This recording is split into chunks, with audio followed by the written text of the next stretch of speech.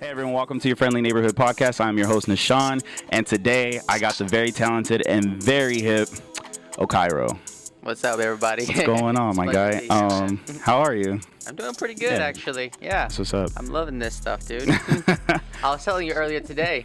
Yeah, my first dude. Podcast. Yeah, so as your first podcast, I appreciate you even coming out here. Thank you. Thank you. If you guys didn't know, this is some of Okyro's work. Pins, all this stuff. So just to explain everything, I'm gonna just ask the question: what do you do? What do I do? So I get that a lot. I learned how to draw on my computer. I've always loved to draw. Okay. Period. So I just decided to learn how to draw on my computer on my free time. Yeah. 'Cause I love to learn new things, and drawing on the computer was definitely one on my list. Mm-hmm. So I decided to kind of try it out one day, and I really liked what I came up with. Yeah. And it's probably gonna be happening a lot. Yeah.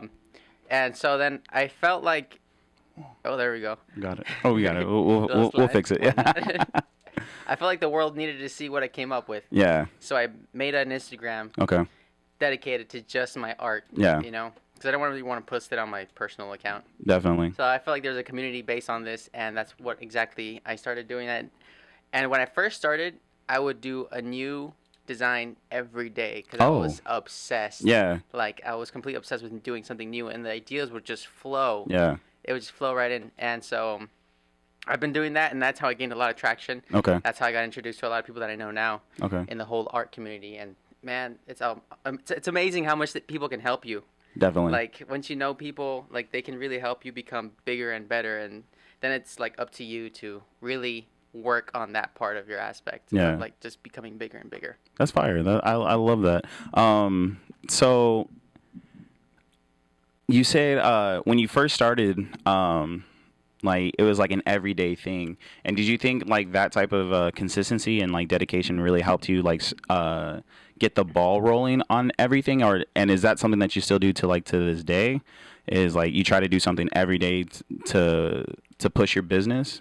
Oh yeah. Yeah. So when I was doing something every day, I learned a lot. Mm-hmm.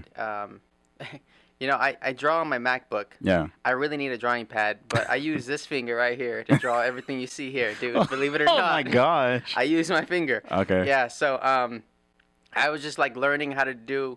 I still don't know how to professionally do things, but I do things in a way that I still can, I guess, get away with it. Yeah. You know, like there's professional ways to do things. I'm sure there is when it comes to music production. Yeah. And then there's like the loophole, you know. Okay. So I kind of found a way to do that, and through doing that every day, I just you have to get creative with it too. Yeah. But yes, every day I was doing that, and I was pushing myself, and I also didn't have so many distractions because I was really just focused on myself. Yeah. It was when I got a new job, and also found a new girlfriend. That's when I got a little distracted, but for the most part, I'm still pushing out new designs. Yeah. There was a time when I started questioning, like, damn, do I really want to keep doing this forever? But once you get over that little bump, I guess, in the road, you kind of realize, like, you reassure yourself, like, no, this is actually really what I want to do. Yeah. Like, when I do art, it's like my getaway. Okay. From, like, my real life. Kind of like something therapeutic to you? Yeah, Okay. It really is. Especially when I was doing it at, like, 2 a.m. You know, like, maybe you do this too. Like, early in the morning, you're just like... Oh, yeah. You just wake up and you're just like, all right, cool. Yeah, bro. but also late at night. Okay. But early in the morning, Yeah. you know? Does that make Yeah, sense? yeah, Like, yeah. It's like 2 a.m. Yeah. And you're like, damn, Just just focus just all like, in. You kind of lose track of time when you're like doing like your favorite craft or like your art or whatever. That's exactly what happens. And it's tight just because a lot of you probably won't know. I've actually known Okyro for well over now 10 years or something like that. Goodness gracious, has it been that long? Yeah, I think it just recently hit like over 10 years or like 11 years or something like that. It's close to half my life, guys. Yeah, basically same here. So I just want to ask who or what inspired you to pursue this type of career for your art? For this art? Okay, Yeah. so I guess, I was thinking about that question. So the first person who inspired me to even do art in the first place was actually one of my older cousins. Oh, okay. He would draw, and I just thought, like, you made that?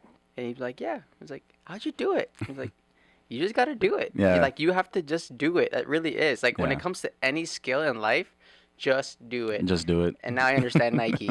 Yeah, shout out to Nike for that. Yeah. But I would do that. And so I just started drawing, and it became a thing where I ended up enjoying it.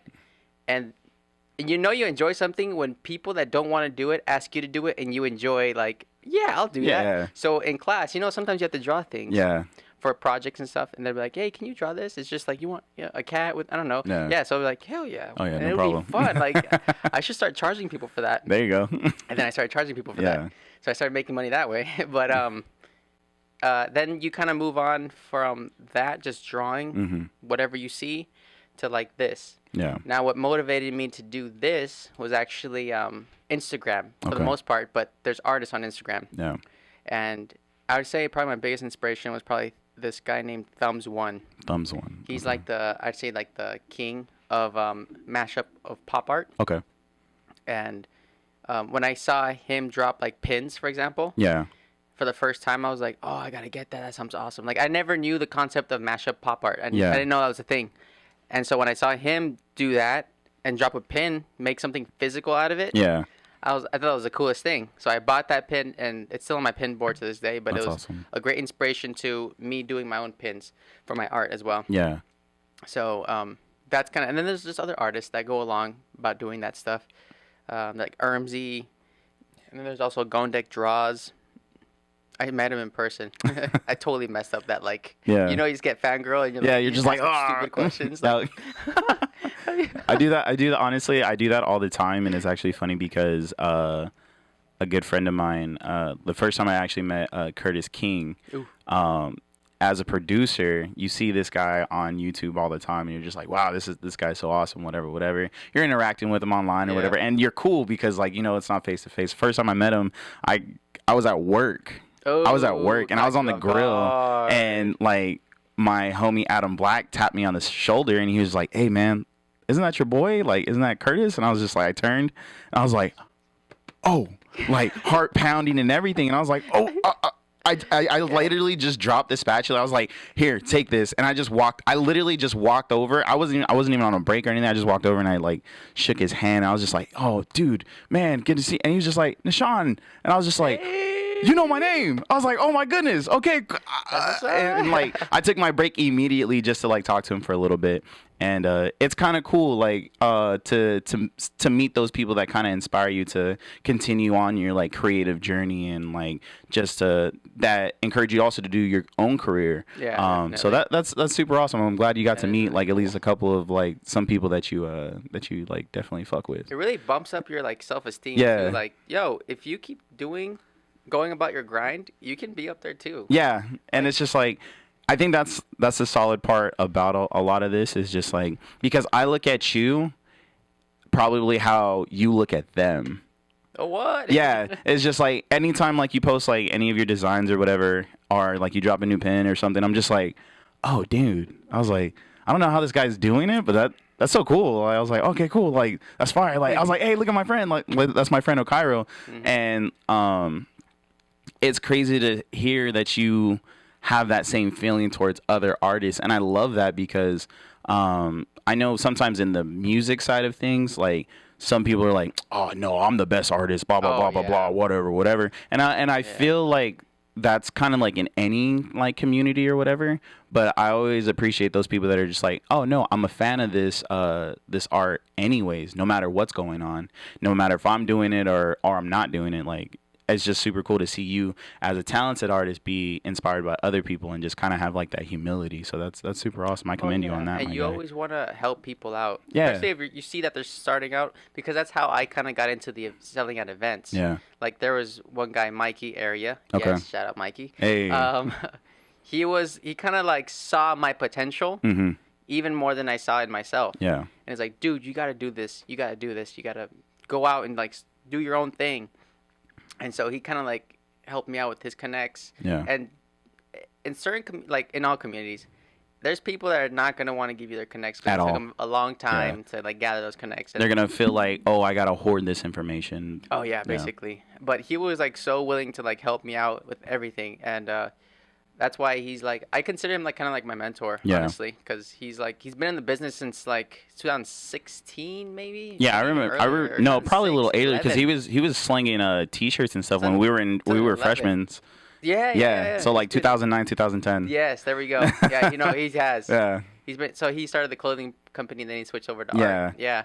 But he's really been like helped me out a lot, honestly, and so he's kind of that reason why I also want to pass on that information to other people that want to just pay it forward kind of thing. Pay it forward, yeah. I love that. We all need help somehow. Yeah. Especially when you're starting out doing events, like you don't really have all this product to just drop money on and just like, ooh, I got all these pins and all these prints. I started off with like 3 prints and like 4 pins. Yeah. I don't have a table to like I can't fill that up, Yeah. So that's when I'm gonna open this. No, yeah, dude. Just like you're gonna feel the burps coming up. Mm-hmm. But that's when I started. Like I shared my booth with Elias.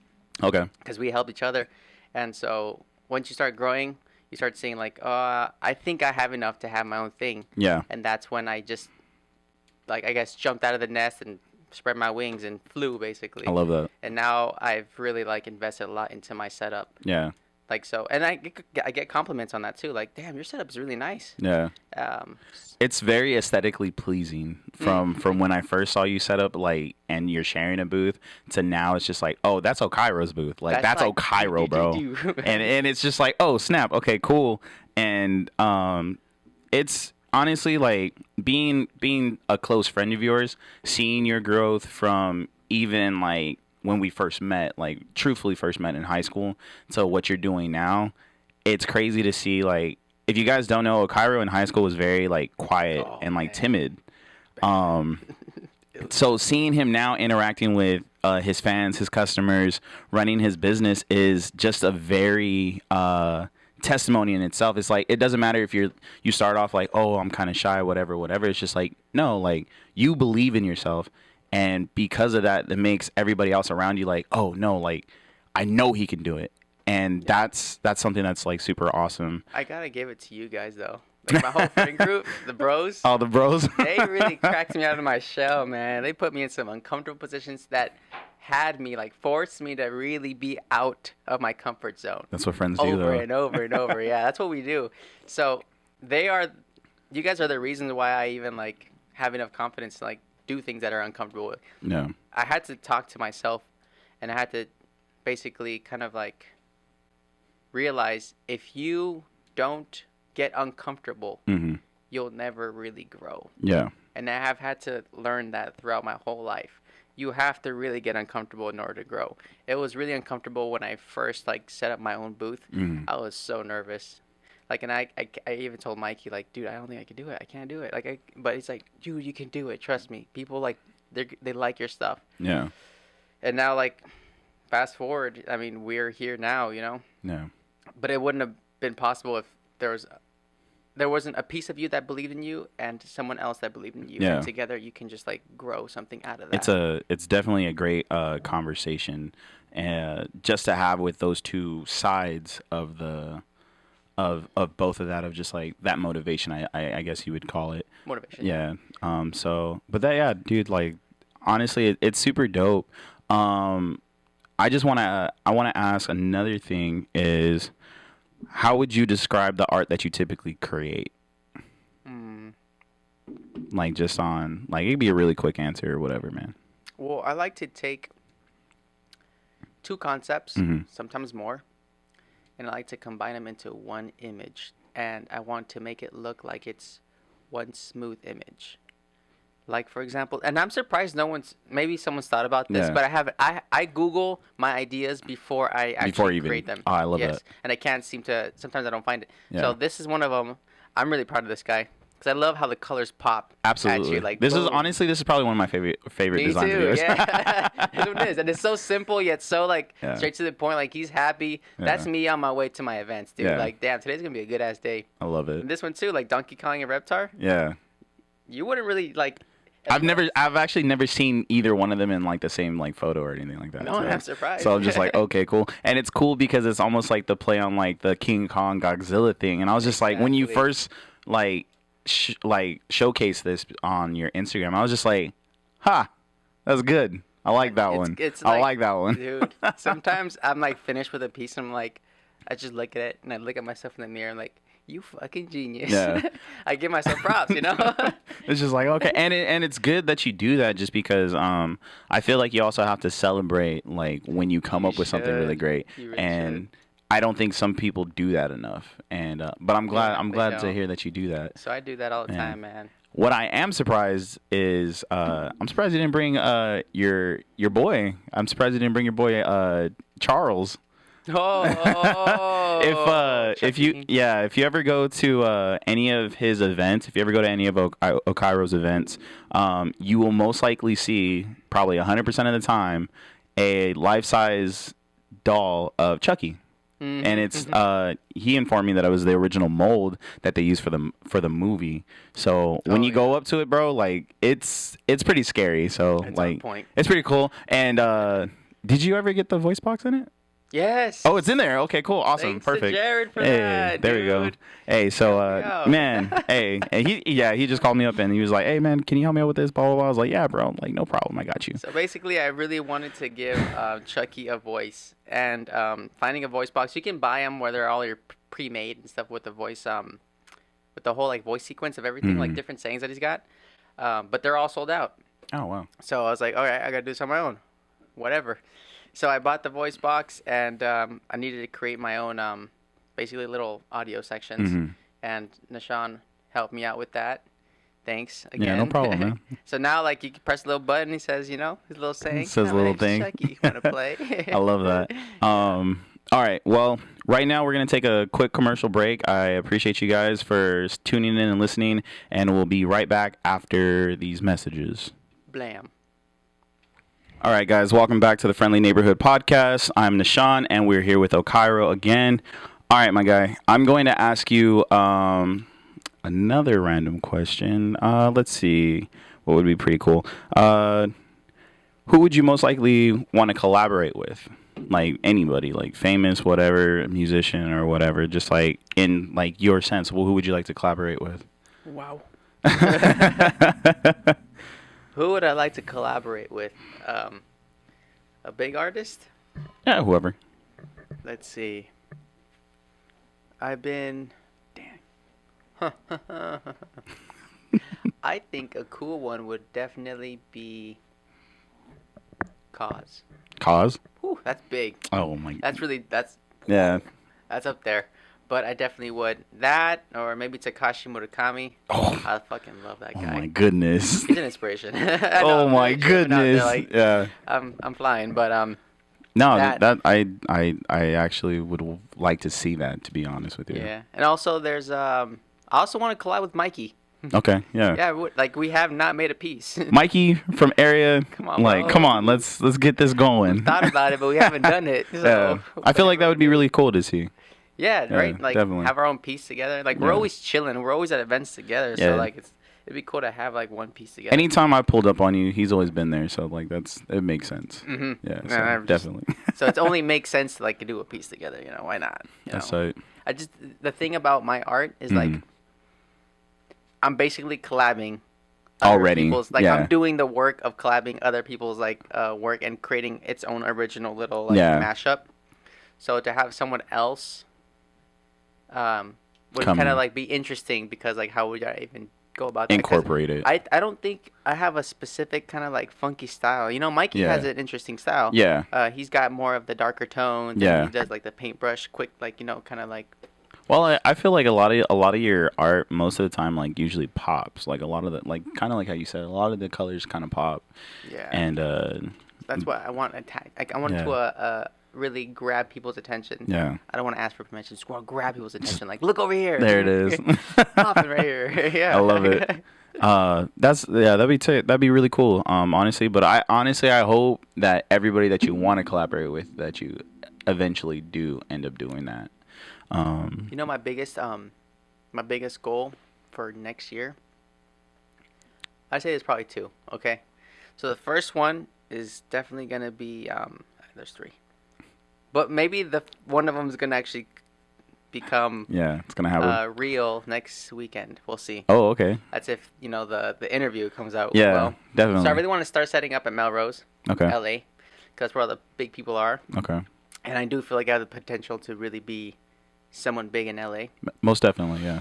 To like do murals and stuff like that. Yeah. So I want to do that. I also want to be in a gallery. Okay. And I also want to make my own toy, which is in production. Oh. Right now. There we go. I'm working on a toy right now. Figurine. I've always wanted to make a figurine. That's like been like one of my main goals as an artist when I started like really developing myself. And you've been in my room. You see how many collectible figurines I have? Like, okay, you guys see my little pop collection? Oh, it is nothing compared to this man's collection. Yeah. It is, and not only pops, but just like figurines in general. Yeah, there's a lot. Like when you talk about collectors, like Okyro is a collector, and I think that's another thing that's really cool. It's just like you're a collector of art as well as not only an artist. So that's super cool that you support. I appreciate that in people. When I go in my room, I go into my flow of inspiration. Yeah. Because everything around me is inspiration. Yeah. So it allows me to really like think about my own ideas and stuff like that. Yeah. And push through with that. But I can't just walk into my room and not be inspired. Like that's ridiculous. Yeah. And I specifically kind of created that so that I could be influenced every time I go into my room. Okay. Perfect. That is my workspace, basically. That's super solid, bro. I love that. Well, and since we're talking about like your room being inspiring and that's your workplace, what is usually like the creative process for you? Like the creative process for me, it's probably gonna be like going. Damn, the creative process is more like living every day because I find inspiration in everything I see. I can find inspiration in your wall right here. Yeah. If I just take the time, I can actually be like, and the ideas come so randomly.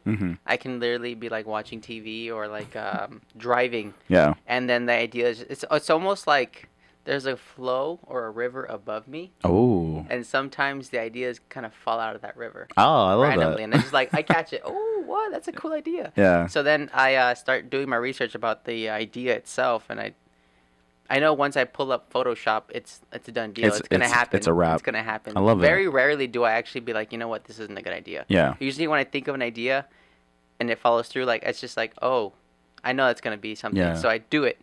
Like my recent one was Alice in Wonderland removing her face. Yeah.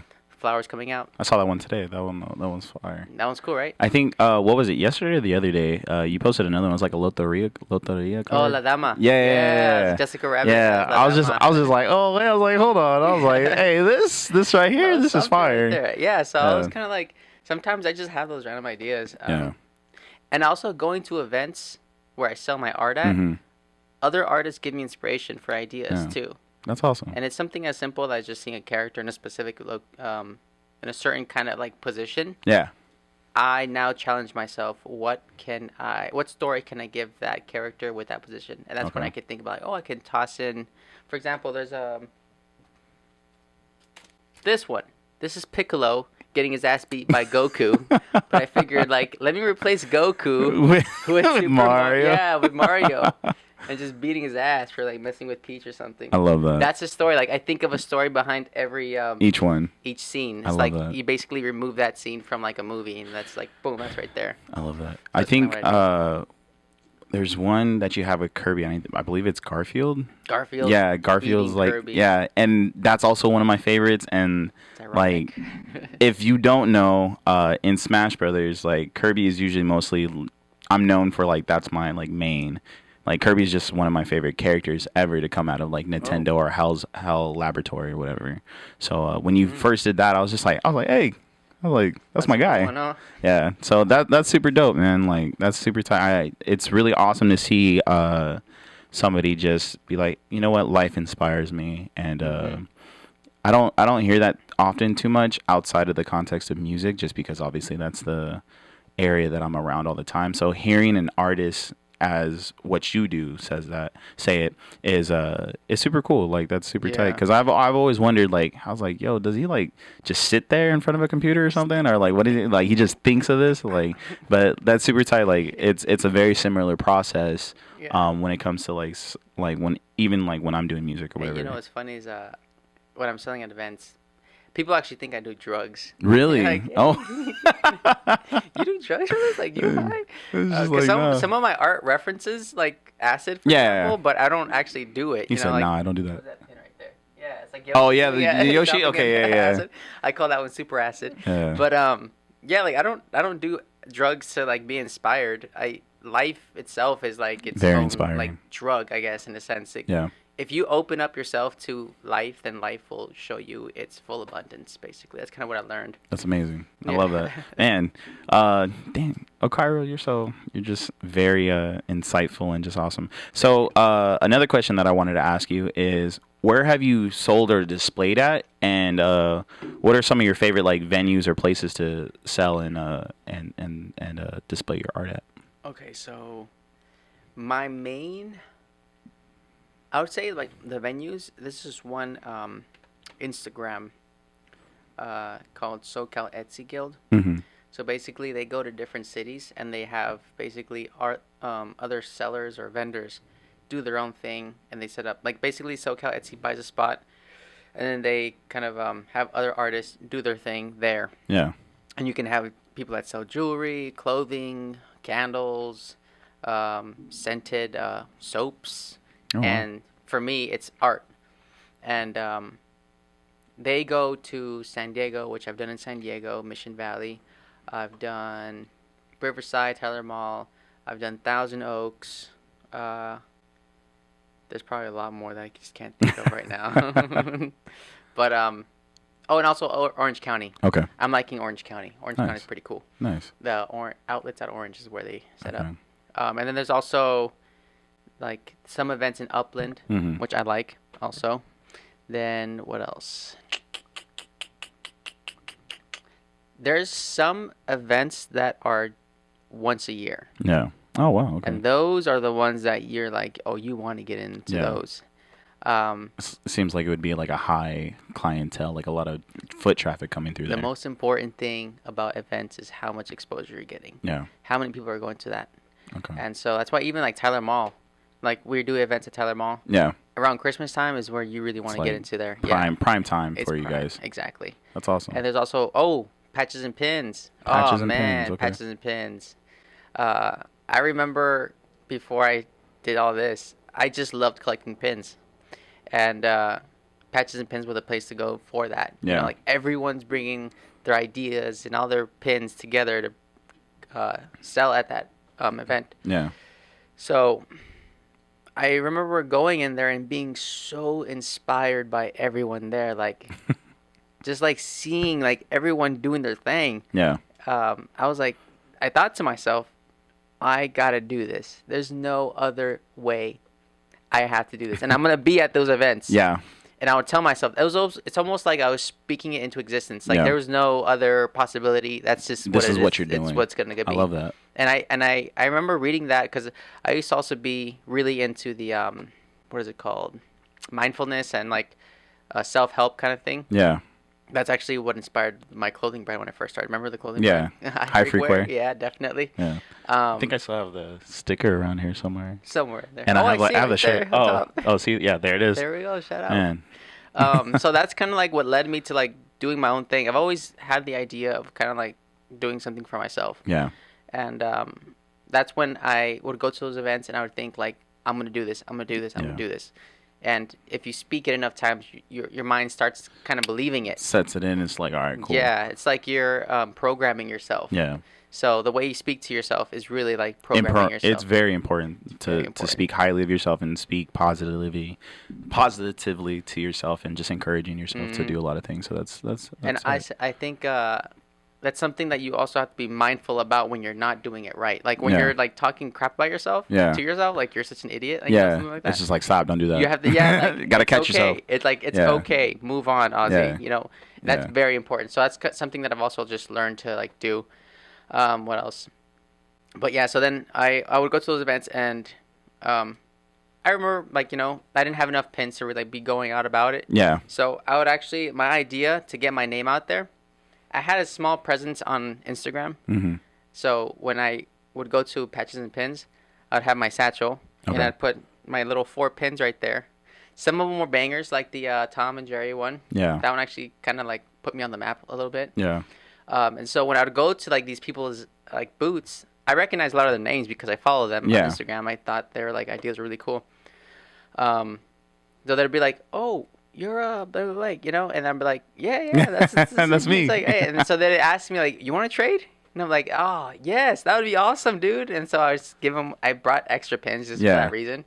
So I had to get my name out there, and then they'd shoot me a follow. And these people, like, have a pretty good following. So like me starting off and then getting their follow and, like, their respect, their support, everything to me, man. That's awesome. So that's kind of like a motivation to keep going. Like, you can keep, and now we're like this. Yeah, like, we're cool. We're homies now. Like, what? I used to look up to you. Now, like, we're looking across. Like, you doing your thing, I'm doing my thing. That's awesome, man. I love that. Oh my goodness. It's just seeing my own growth, really. Yeah, that's awesome. I love that. That's so tight. I'll never get over it. And I hope you don't, man. I hope you get to enjoy that for as long as you can. Mm-hmm. It's and I don't think I think it's a different type of joy too, just because you know how much hard work you put into all of this, and just seeing your creations and, like, your ideas come to full fruition, and really just be like, oh, hey, this is what I do.